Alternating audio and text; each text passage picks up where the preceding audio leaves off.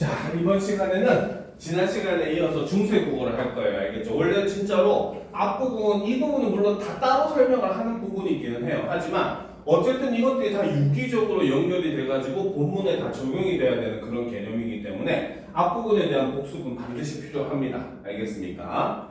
자, 오늘은 요거 66페이지 바로 중세시대의 조사와 어미는 또 어떤 식으로 활용을 했는지 요거부터 일단 진도를 나갈 거고, 그래서 이번 시간에는 일단 기본적으로 이제 이론 부분을 끝내고 쉬는 시간을 가진 다음에 본문을 공부하는 걸로 알겠죠. 그래서 독서보다는 이 부분이 더 중요하니까 이 부분을 우리가 중점적으로 한번 보도록 합시다. 알겠죠?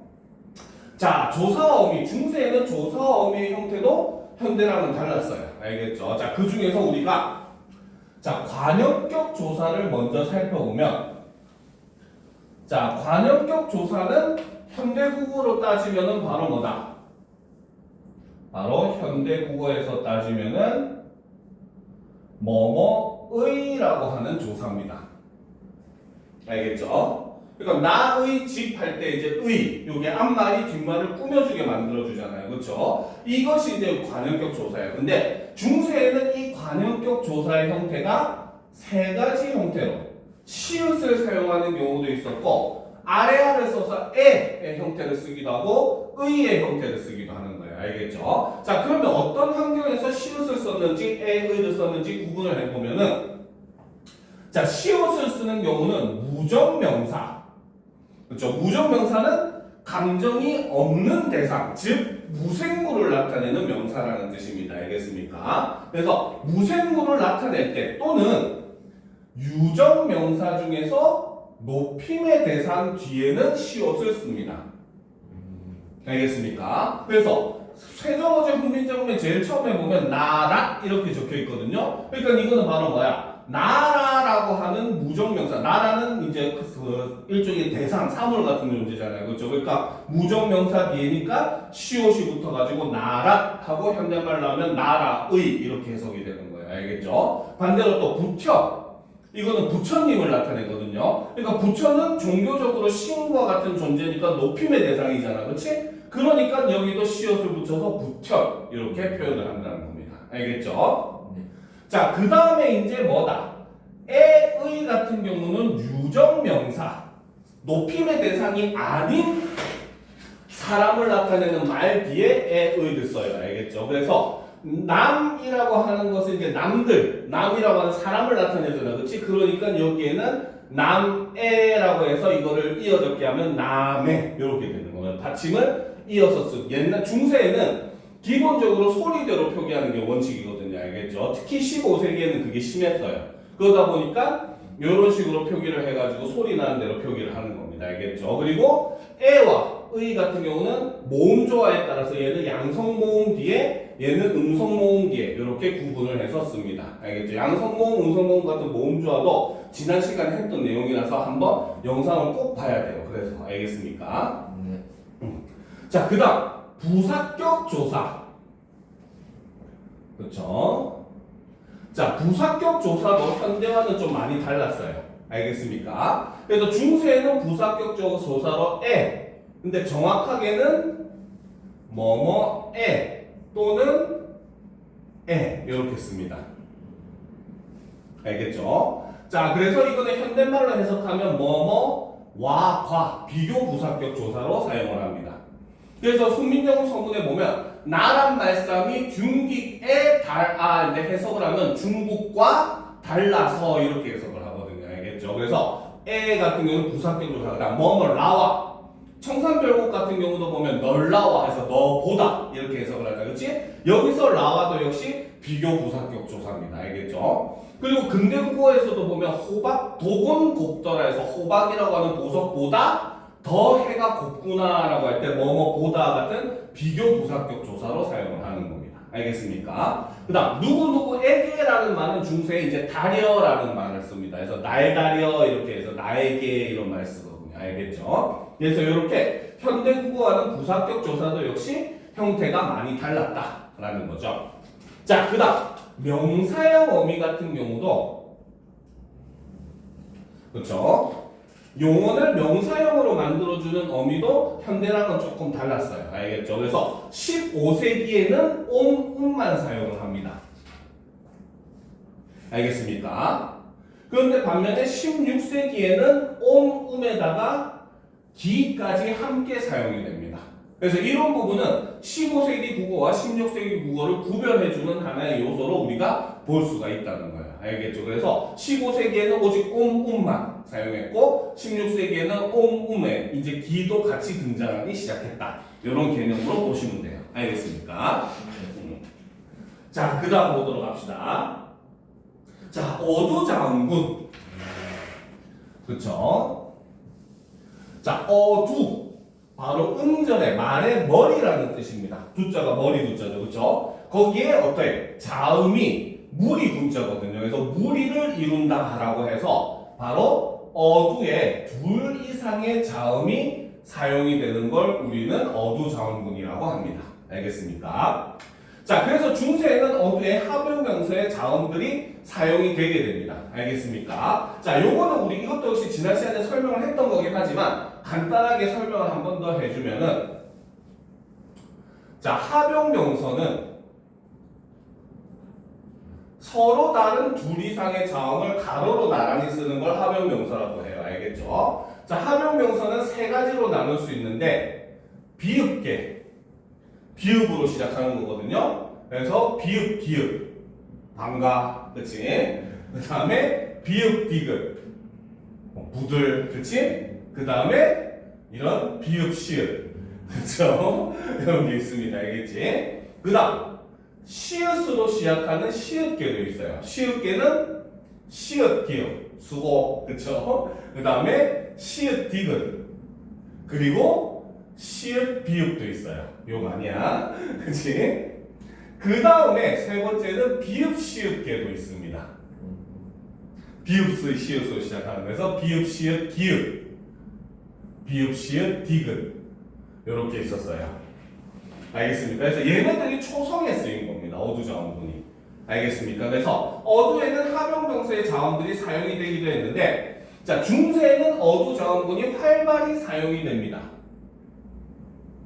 알겠습니까? 그리고 학자들이 추정할 때도 당시 어두의 자음들이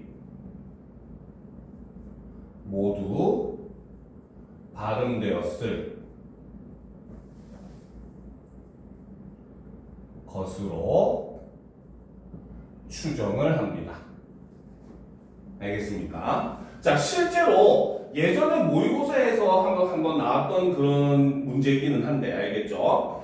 우리가 그해 난이라고 하는 의미를 가진 접두사 같은 경우에 해가 있어요. 그래서 이게 과일이랑 같이 쓰면 햇과일, 곡식이랑 같이 쓰면 햇곡식 이렇게 쓰거든요. 시옷 받침이 사이시옷이 들어가요. 알겠지? 근데 유일하게 쌀하고만 합쳐질 때는 햇쌀이라고 비읍 받침이 갑자기 생겨요. 알겠죠? 그 이유를 뭐라고 보냐면, 이건 안 적어도 돼, 예르니까. 그래서 그 이유를 그해 난이라고 하는 해라는 접두사에 쌀의 옛날 형태가 이렇게 생겼을 것이다 라고 생각을 하는 거예요. 알겠죠? 그래서 여기에 있는 어두의 비읍이 앞으로 와가지고 햅쌀이 되었다 이렇게 추정을 해요. 알겠지? 그러니까 얘가 앞에 와가지고 쓰일 정도라는 것은 옛날에는 얘가 다 발음되었을 거다라고 학자들이 추정을 한다는 거죠. 알겠습니까?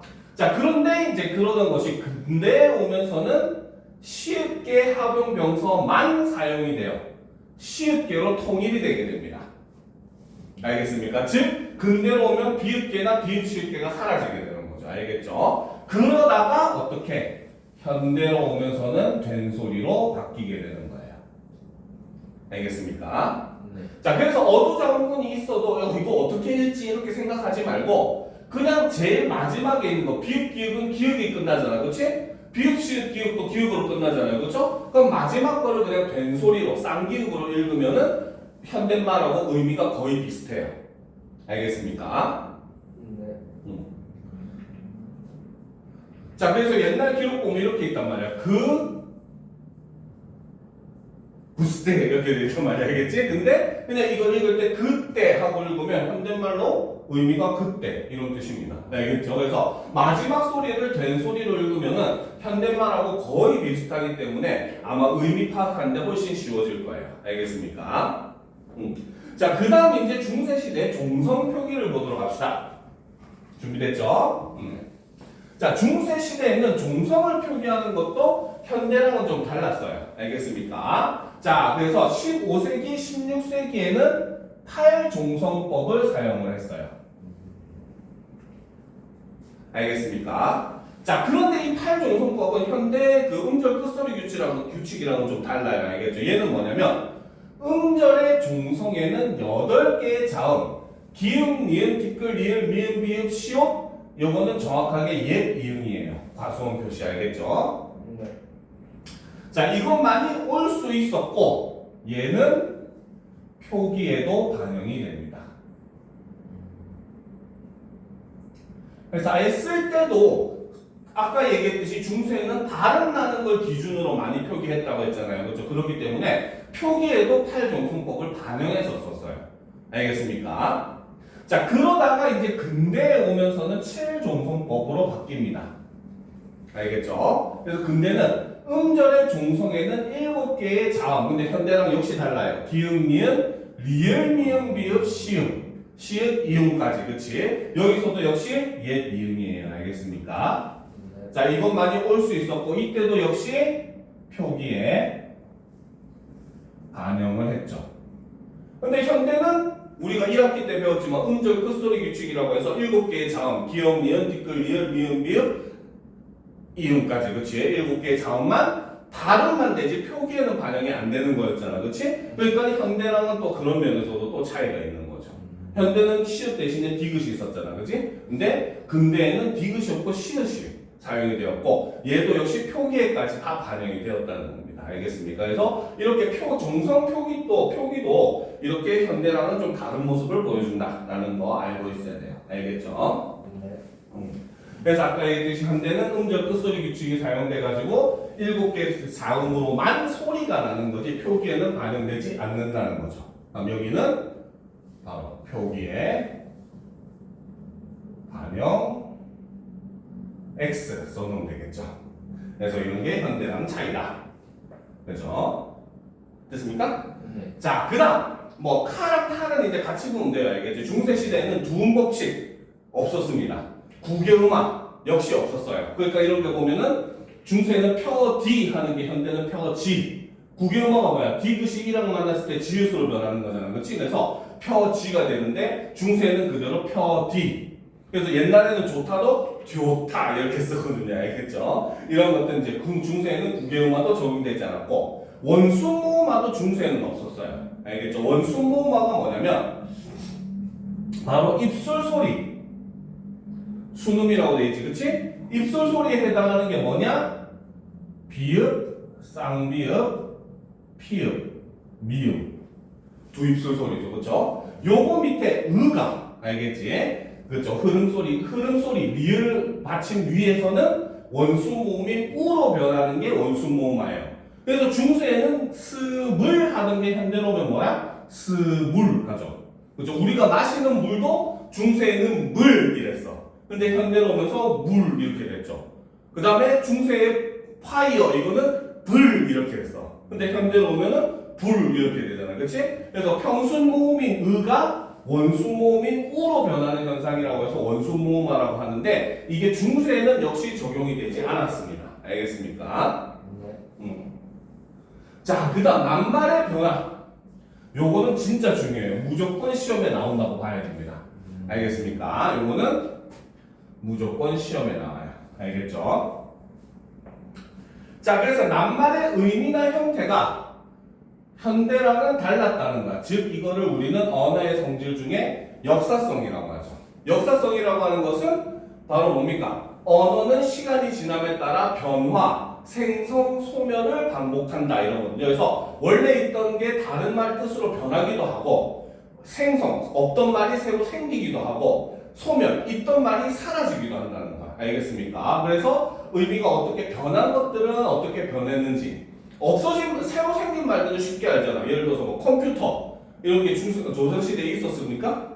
그렇죠. 이런 말 없었겠지. 그렇지? 뭐 버스 그렇죠. 이런 것들은 전부 다 없던 말이 새로 생긴 거죠. 그렇죠. 그 다음에 반대로 예를 들어서 지갑, 돈 넣는 지갑 말고 종이로 만든 상자 있거든요. 그걸 옛날에 지갑이라 했는데 지금은 그런 말 안 쓰잖아. 그렇지? 그냥 종이 상자라고 하지. 그렇지? 그런 것들. 그렇죠. 그 다음에 어사 이런 것도 이제 직업이 사라지면서 거의 사라진 말이죠. 뭐 사극이나 이런 드라마나 봐야 나오지 사실상 다 사라진 말들이잖아. 그렇지? 이런 것들은 소멸된 말이라고 볼 수 있는 거죠. 알겠습니까? 자, 근데 이제 우리가 본문에서 나오는 것 중에는 요 두 가지를 볼 수가 있어요. 의미가 이동한 경우, 즉 의미가 완전히 변한 경우, 의미가 축소된 경우, 의미의 범위가 줄어든 경우 두 가지를 볼 수 있습니다. 알겠죠? 자, 의미 이동에 해당하는 것은 중세에는 어리다라는 말이 중세에는 어리석다는 뜻이었어요. 근데 현대는 어리다 하면은 나이가 적다는 뜻이죠. 그렇죠? 그다음 어여쁘다, 어여삐 여겨 하거든요. 어여쁘다도 중세는 가엾다, 불쌍하다 이 뜻이었어요. 근데 현대에는 어여쁘다 하면 예쁘다라는 뜻이잖아. 그렇지? 그러니까 얘네는 의미가 연관성 없이 완전히 다른 의미로 변해버렸잖아. 그렇지? 그래서 이걸 의미의 이동이라고 하는 겁니다. 알겠습니까? 자, 그런데 의미 축소는 놈하면 중세에는 그냥 남자를 나타내는 보통 명사였어. 영어의 man하고 의미가 똑같아요. 알겠습니까? 근데 현대는 놈하면 무슨 뜻이야? 그렇지, 남자를 욕하는 말이잖아. 그렇지? 즉 남자를 나타내는 비속어로 의미의 범위가 줄어들었다는 거죠. 알겠죠? 그다음에 얼굴이라고 하는 말도 몸 전체를, 중세는 몸 전체를 나타냈는데 현대는 안면만 나타내죠. 그렇죠? 그다음에 최근에는 요즘 이런 것도 봅니다. 말씀, 말상. 그렇죠? 이게 중세에는 바로 말 그 자체를 나타내는 보통 명사였죠. 알겠습니까? 그런데 현대에는 말씀하면 무슨 뜻이야? 말의 높임말이잖아요. 그러니까 의미의 범위가 줄어들었죠. 나타내는 게. 그렇지? 말을 다 나타내다가 이제는 높임말만 나타내니까. 그렇지? 그렇기 때문에 이것도 의미 축소다. 이렇게 보기도 합니다. 알겠습니까?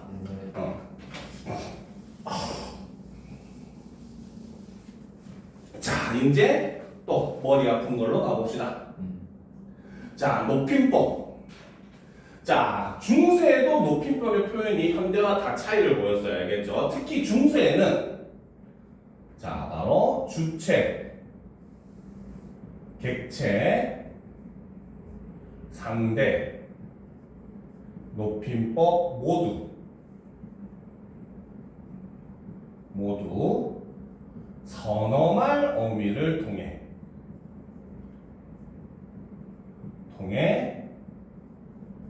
표현이 됩니다.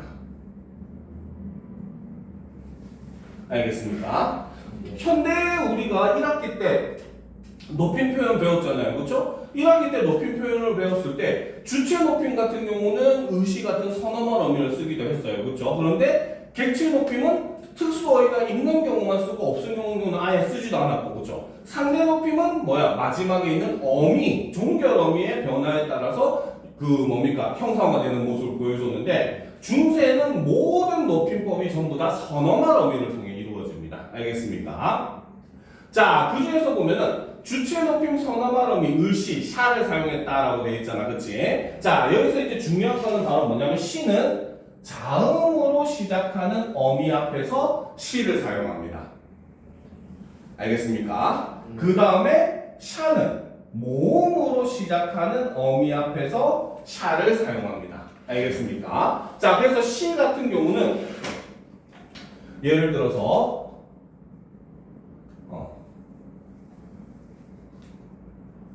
없으실 세 이렇게 한다고 했을 때, 그치?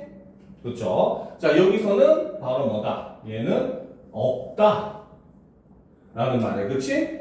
그 다음에 주체 높임 선어말 어미인 의시. 그렇죠? 이게 바로 주체 높임 선어말 어미죠. 그렇죠? 그 다음에 여기에 뭐뭐 리을 세 라고 해서 현대말로 하면 뭐뭐 하기 때문에 이런 의미로 해석이 됩니다. 알겠습니까? 네. 그러니까 지금 니은이라고 하는 자음으로 시작하는 어미의 앞이니까 시를 쓴 거죠. 알겠습니까? 근데 샤 같은 경우는 모음으로 시작하는 어미 앞에 쓰거든요. 예를 들어서 가라 샤대 같은 경우, 그치? 자, 요거 보면 학생들이 착각을 해요. 왜? 샤 다음에 디귿이 왔잖아, 그치? 근데 얘는 사실 뭐랑 합쳐진 거냐면 갈다, 그쵸? 그 다음에 여기에 아샤, 그쵸? 그치? 그 다음에 여기에 아대, 아가 탈락한 겁니다. 알겠습니까? 그래서 모음 앞이니까 여기서는 샤를 쓰는 거예요. 알겠습니까? 그래서 이게 아가 탈락했을 때 하는 거죠. 어쨌든 여기에 아가 있기 때문에 모음 앞이라고 가정이 되는 거고, 그렇기 때문에 여기서는 샤를 사용을 하는 거죠. 가라샤대 하면은 뭐야? 말씀하시기를, 그래서 이제 글에서만 쓰는 그런 표현 중에 하나긴 하거든요. 알겠죠? 그래서 이렇게 주체 높임 선어말 어미가 뒤에 이어지는 어미가 자음이냐 모음이냐에 따라서 시를 쓰기도 하고 샤를 쓰기도 했다는 겁니다. 알겠습니까? 네. 자, 그러면 이제 다음으로 넘어갑시다. 사실 제일 어려운 거는 객체 높임이에요. 오히려 현대는 객체 높임이 제일 쉬운데 중세는 객체 높임이 제일 어렵습니다. 알겠죠? 자, 객체 높임은 우리가 그 현대국어에서 배웠을 때 문장의 목적어나 부서를 높이는 방법이었잖아. 그렇지? 이때 우리가 중세의 객체 높임을 사용하는 선어말 어미는 이렇게 6가지가 있습니다. 그렇죠? 삽, 삽, 잡, 삽, 잡 이렇게 이야기하게 되죠. 그렇죠? 자, 그런데 사실 요 부분 같은 경우는 받침이 지금 순경음 비읍이거든요. 알겠죠? 비읍 밑에 이응 있는 걸 순경음이라고 해요. 알겠죠? 근데 얘네는 16세기에 소실이 됩니다. 사라져요. 순경음 비읍이 사라지면서 얘네도 같이 사라집니다. 알겠습니까? 그래서 삽, 잡, 잡만 사용이 돼요. 16세기부터. 근데 15세기에는 순경음을 썼기 때문에 얘네들이 다 쓰입니다. 알겠죠? 자, 그럼 이 환경을 이제 우리가 봐야 돼요. 알겠지? 이게 중요한 거야. 자, 먼저 앞 말의 끝이 기읍, 비읍, 시읒, 히읗이면은 초성을 시옷을 사용하는 겁니다. 알겠죠? 네. 그 다음 앞 말의 끝이 지읒, 치읒, 디귿인 경우에는 뭡니까? 초성의 지읒을 사용해요. 알겠습니까? 네. 그 다음에 모음이나 니은, 미음, 리을 뒤에는 반치음, 세모 모양을 사용을 합니다. 알겠죠? 즉 얘네들의 초성은 뭐야? 앞말의 끝소리, 종성 소리에 의해서 정해지는 겁니다. 알겠죠? 그 다음 그냥 비읍이냐 순경음 비읍이냐는 바로 뭐다? 뒤에 이어지는 어미가 자음이면은 비읍으로, 알겠죠? 근데 뒤에 이어지는 어미가 모음으로 시작하면은 순경음 비읍을 사용했다는 거죠. 알겠습니까? 네. 자, 그래서 여기 보면 중세에 밭잡은 이거는 밭자반이라고 되어 있잖아. 그렇지? 즉 바로 뭐다? 얘는 밭다라고 하는 요걸 이제 설명을 해주면, 그렇죠? 얘는 밭다라고 하는 어간이 들어가는 거야. 그렇지? 그럼 밭의 끝이 종성이 뭡니까? 디귿이요. 그렇지. 디귿이니까 초성을 뭘로? 디귿이니까 초성을 지읒으로 시작하는 걸 사용을 한 거예요. 알겠죠? 그러니까 객체 높임 선어말 어미는 뭐다? 지읒. 아는 다 공통이니까. 그렇지? 그 다음에 밭잡에다가 뒤에 오는 어미가 아니거든요. 그렇죠? 초성의 이응은 응가가 있다 없다? 없다. 그렇죠. 그러니까 얘는 모음 앞이 되는 거야. 알겠습니까? 그러니까 모음 앞이니까 순경음 비읍을 이렇게 쓰는 거예요. 알겠죠? 그리고 여기에 이제 아까 얘기했던 안이라고 하는 어미가 붙어서 밭잡 안이 되고 이것이 이어졌기에 따라서 밭자 반 이렇게 쓴다는 거죠. 이해됩니까? 굉장히 복잡하죠, 그렇죠? 근데 그 비읍 아래 이응은 사라진 거예요. 비읍 아래 이응이 사라진 게 아니라 얘가 한 개의 소리거든요. 네. 순경음이라고. 근데 이게 16세기 들어가면서 사라져요. 아. 그럼 이제는 뭡니까? 뒤에 모음이 오든 자음이 오든 상관없이 얘는 비읍만 올 수밖에 없는 거지. 근데 이것도 솔직하게 얘기하면 좀 더 복잡하긴 해요. 사라진 과정이 오히려. 알겠습니까? 그 이유가 바로 뭐냐면 15세기에는 받자 반이었단 말이야. 알겠지? 네. 근데 16세기 되면 받자 온이 돼요. 알겠습니까? 즉 바로 뭐냐면 15세기랑 똑같이 변화를 했어. 네. 받자 안이 뭐가 됐다? 받자 반이 된 거거든요. 여기서 그냥 순경문만 사라진 거야. 그래서 받자 안 온이 된 겁니다. 알겠습니까? 그러니까 변화는 15세기대로 한 다음에 순경문만 빠지는 거거든요. 알겠죠? 그러니까 지금 정확하게는 오히려 비읍이 빠졌다고 보는 게 더 맞는 거예요. 알겠지? 그래가지고 이제 16세기에는 이게 손실되면서 요 형태가 조금은 변하게 되는데 그거는 실제 본문을 가지고 보는 게 훨씬 더 이해가 잘 될 테니까 그거는 본문에서 설명을 하도록 할게요. 알겠죠? 네. 자, 그 다음 상대 높임 같은 경우도 자, 상대 높임의 선어말음이 이나 it을 사용을 합니다. 알겠습니까? 근데 이것은 문장의 그 형식에 따라 달라져요. 바로 it을 쓸 때는 평서문일 때, 다로 끝날 때. 그죠? 근데 it을 쓸 때는 의문문일 때. 요것만 구분하면 됩니다. 알겠습니까? 하니 it가 하면은 뭐야? 의문문이기 때문에 하십니까? 이렇게 해석을 하는 거예요. 알겠습니까? 그 다음에 하니이다 하면은 하십니다. 이렇게 해서 이제 상대 높임법을 쓰는 겁니다. 알겠죠? 근데 이제 이 높임법 같은 경우는 사실 더 중요한 거는 결국 학교에서는 이 높임의 대상이 누구를 높여주는가 이거를 묻는 문제들이 많이 나와요. 알겠지? 그러니까 이것도 역시 마찬가지 전부 다 본문을 통해서 보는 게 좀 더 나을 겁니다. 알겠습니까? 자, 의문문의 성질과 표현. 자, 요거는 참 어렵죠. 그렇죠? 자, 중세에는 의문문의 표현도 좀 여러 요소에 따라서 달라집니다. 알겠죠? 첫 번째 기준은 주어가 1인칭이냐 1인칭, 3인칭인 경우와 2인칭인 경우로 나눌 수가 있어요. 알겠죠? 자, 그 중에서 주어가 1, 3인칭인 경우 1인칭이 뭐야? 1인칭 자기 자신. 네, 나, 그렇죠? 3인칭은 나에가 아닌 다른 사람. 그렇지? 제3의 사람, 그렇지? 그녀 이런 그들 이러잖아, 그렇지? 그러니까 주어가 1인칭, 3인칭인 경우는 굉장히 좀 세분화돼서 나눕니다. 알겠죠? 그 중에서도 용언의 어간에 어미가 결합하여 서술어가 되는 의문문. 그렇죠? 이게 뭐냐면 말 그대로 동사나 형용사 사로 이루어진 의문문이라는 거죠.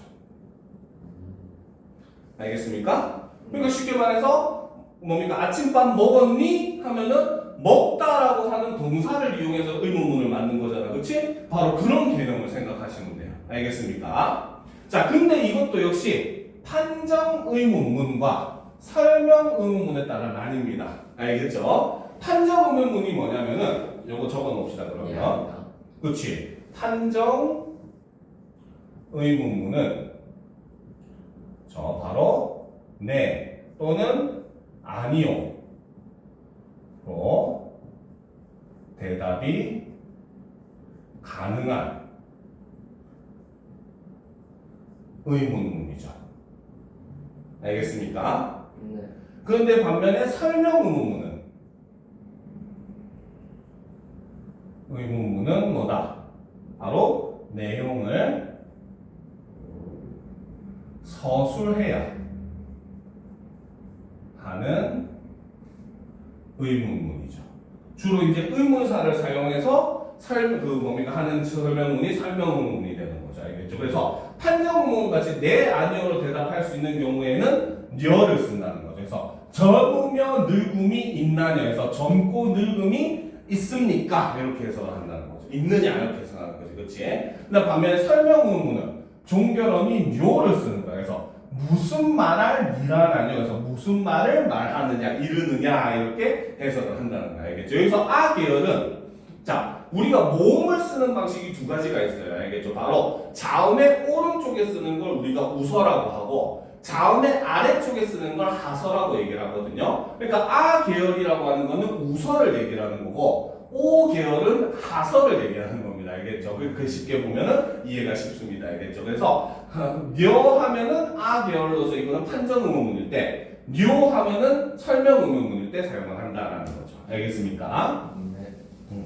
그 다음 체언에 보조사가 결합하여 서술어가 되는 의문문, 즉 바로 뭐다?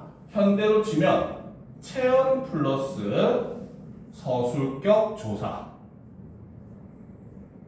조사로 이루어진 의문문이라는 거죠. 알겠습니까? 너는 학생이니? 할 때 여기서는 학생이라는 말에 이다라고 하는 서술격 조사가 이제 의문문으로 변한 거잖아. 그치? 바로 그걸 얘기를 하는 겁니다. 알겠죠? 이때도 역시 판정 의문문인 경우에는 보조사로 가를 사용을 하고 설명 의문문일 때는 보조사로 고를 씁니다. 알겠죠? 그래서 이 딸이 너희 종가, 그래서 이 딸이 너의 종이냐? 이렇게 물어볼 때, 그치? 그 다음 이 이름이 무수고, 그래서 이 이름이 무엇이냐? 이렇게 물을 때, 그렇죠? 이런 것들 사용을 한다는 거죠. 네. 자, 근데 주어가 인칭은 너무 간단합니다. 다음 페이지. 바로 의문문의 종류나 이런 것들과 아무 상관없이 무조건 전부 다 니은다만 쓰면 돼요. 알겠죠? 그래서 그대는 보디 아니하난다 하면 그대는 보지 않는다. 그렇죠? 그 다음 내 어때 아니가라 해서 너는 어찌 안 가느냐 라고 했을 때 설명의문, 판정의문 다 상관없이 그 다음에 보조사가 붙든 용언의 어미가 붙든 상관없이 무조건 2인칭인 경우는 니은 다 맞습니다. 너무 쉽죠? 그치? 자, 사실 개념은 이제 슬슬 거의 다 끝나가기는 해요. 알겠지? 자, 기획고경어라고 하는 게 있습니다. 알겠죠? 이거는 뭐냐면 우리가 보통 현대국어에서는 동사, 형용사가 변할 때만 불규칙 활용을 하잖아요. 그렇죠? 근데 중세에는 체언의 조사가 붙는데도 불규칙 활용을 하는 경우가 있었어요. 알겠습니까? 그래서 이거를 기획고경어라고 합니다. 알겠죠? 자, 보면은 나무가 원래 현대말로 하면 나무예요. 알겠죠? 근데 여기에 주격조사인 이가 붙으면 갑자기 남기가 됩니다. 자, 얘가 형태를 살펴보면 원래 형태가 나무잖아요. 그렇죠? 여기에 주격조사 이가 붙어요. 알겠습니까? 자, 이랬을 때 얘가 굉장히 특이하게 모음이 탈락해버려요. 그렇죠? 그리고 여기에 없던 뭐가 생긴다? 기역이 들어온 겁니다. 이해가 돼요? 그러니까 여기서 미음이 이쪽에 받침이 돼버리고, 그렇지? 그 다음에 없던 기역이 생겨가지고 주격조사랑 조사랑 붙는 거잖아, 그렇지? 그래서 요 기역이 없던 기역이 생기기 때문에 요것 때문에 우리는 기역고경어다 라고 이야기를 하는 거예요. 알겠습니까? 네. 자, 그래서 이게 주격조사 이가 붙었을 때 갑자기 남기가 되고 목적격조사 을 하고 붙었는데 이것도 역시 남갈이 되잖아. 없던 기역이 생겼잖아. 그치? 자, 근데 여기 남간도 역시 나무는 이렇게 해석이 되는데, 그치? 없던 기역이 생기죠. 그쵸? 근데 남기 마찬가지야. 그치? 근데 여기서 보면은 보조사 도가 붙으면 나무도 또 얘는 또 변화를 안 해. 여기도 역시 마찬가지 공동격인 나무와가 붙으면 역시 변화를 안 해. 그치? 그러니까 불규칙 변화가 되는 거예요. 알겠습니까? 그래서 특히나 요거는 무조건 외워줘야 돼요. 왜냐하면 용비어천가에 나오는 대목이거든요. 뿌리 깊은 나무가 불이 깊은 나무간 바람에 아니멜세 하잖아. 그치? 그래서 뿌리 깊은 나무는 이렇게 해석을 하거든요. 그래서 이런 거는 기획고경어 같은 경우는 특히 남강 같은 경우는 그 용비어천가에 나오는 부분이고 용비어천가는 시험에 굉장히 자주 나오거든요. 그래서 용비어천가에 나오는 부분이니까 꼭 요거는 외워줘야 돼요. 알겠죠? 그래서 얘는 불규칙적으로 활용을 하는 기획고경어다라고 보시면 됩니다. 나머지는 뭐 영어, 군, 불구 이런 건 볼 필요가 없어요. 솔직히 말하면 이 정도까지는 안 나옵니다. 아무리 어렵게 나와도. 왜냐하면 좀 너무 전문적으로 들어가니까. 알겠죠? 근데 이제 좀 이해하기 쉬우라고 선생님이 좀 더 많이 실어 놓은 것 뿐인데 어쨌든 이 부분 같은 경우는 특히나 좀 잘 알아둬야 돼요. 나무와 관련된 거는. 알겠지?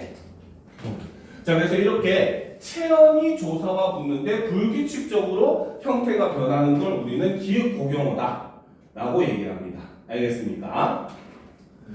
자, 순경은 비읍하고 반침 시은 얘네들 소실하는 거는 그냥 한번 읽어보면 돼요. 얘네는 전부 다 뭐 16세기 근대 이렇게 오면서 점점 사라지는 것들이거든요. 그래서 얘네는 그냥 읽어만 보면 되고, 자, 아레아 뭐 요것도 이제 그냥 한번 아레아 부분 같은 경우도 얘는 2단계에 걸쳐서 소실이 일어납니다. 그래서 16세기에 아레아가 이제 1단계 소실이 일어나면서 알겠죠? 그래서 원래는 모든 음절에서 쓰이던 게 이제 첫째 음절에서만 쓰이게 되고, 알겠지? 그 다음부터는 뭐 근대로 오면서는 이제 아예 아래아를 쓰기는 하지만 음가가 소실돼 버리고, 그러다가 현대 오면서 아래아가 없어지거든요. 알겠죠? 그래서 이렇게 2단계 소실의 모습을 보이는데 거기까지도 보통 학교에서 잘 안 물어요. 알겠지? 그래서 요거는 간단하게만 들어두면 됩니다. 알겠죠? 선어와 어미 오후도 역시 마찬가지 그냥 한 번만 읽어보면 될 거예요. 보통 요것도 시험에 잘 안 나옵니다. 알겠죠? 자, 그럼 이번 시간에 일단 여기까지 하고 10분 정도 쉰 다음에 사실 중요한 거는 본문에 이제 우리가 배운 이론을 적용을 하는 게 또 중요하거든요. 그래서 본문을 같이 배워볼 겁니다. 알겠습니까? 네.